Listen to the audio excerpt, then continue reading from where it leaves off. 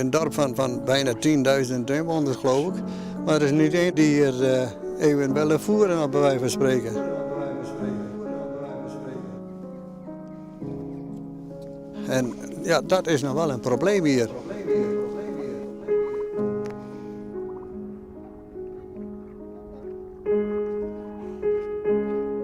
Maar ja, na 20 jaar, ja, dan moet er een keer een eind aan komen, vind ik. Een ander die moet het maar overnemen. Hé? Kom daar. Kom daar.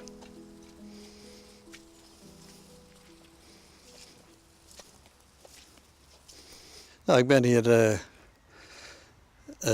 74 jaar en ik verzorgde bijna 20 jaar.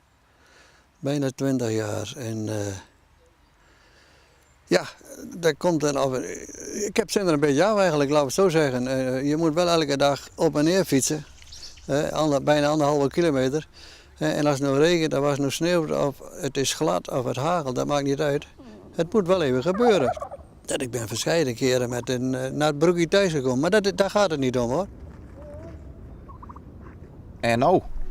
En nou, ja, nou zeg dat wel. We hebben dan het bestuur hebben we dan, die verzorgen het op het moment. Maar ja, de voorzitter is 89 jaar, dus ja, dat verandert wel even natuurlijk allemaal. We moeten toch proberen dat weer een opvolger hebben. Want ik ben eigenlijk niet van plan om nou weer verder te gaan. Maar hoe? Ja, zeg dat wel, hoe. Dat is een probleem.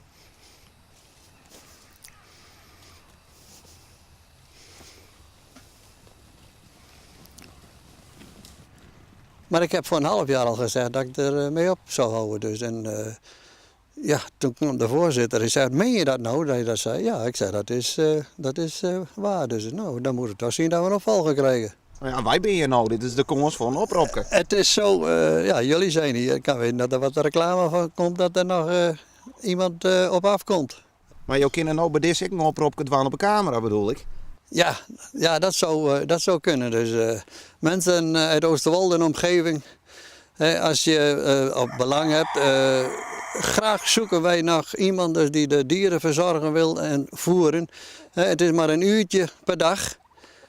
Ik hoop dat er wat belangstelling voor is.